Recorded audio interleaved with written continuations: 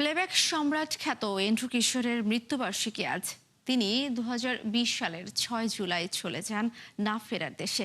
কিংবদন্তি এই শিল্পীর ৪ দশকেরও বেশি সময় ধরে বাংলা সঙ্গীতকে করেছেন সমৃদ্ধ।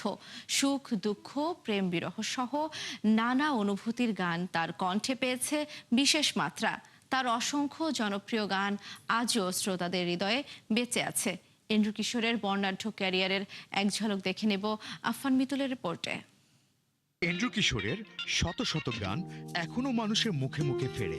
বাংলা চলচ্চিত্রের গানে তাকে বলা যেতে পারে এক মহাসমুদ্র। কয়েক দশক ধরে সেই সমুদ্রে সাঁতার কেটে চলেছেন শ্রোতারা। স্বাধীনতা পরবর্তী সময়ে নজরুল, রবীন্দ্রনাথ, আধুনিক, লোকসঙ্গীত ও দেশাত্মবোধক সহ প্রায় সব ধরনের গানে রাজশাহী বেতারের তালিকাভুক্ত হন তিনি। চলচ্চিত্রে তার প্লেব্যাক যাত্রা শুরু হয় ১৯৭৭ সালে আলম খানের সুরে মেল ট্রেন ছবির অচিনপুরের রাজকুমারী গানের মাধ্যমে। পরবর্তীতে তার দ্বিতীয় রেকর্ডকৃত গান ছিল বাদল রহমান পরিচালিত এমিলের গোয়েন্দা বাহিনী চলচ্চিত্রের ধুমধাড়াক্কা।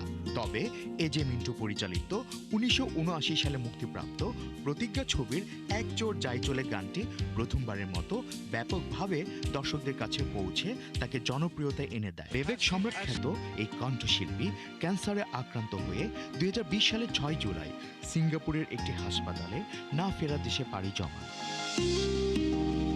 আফফান মিতুল, একাত্তর।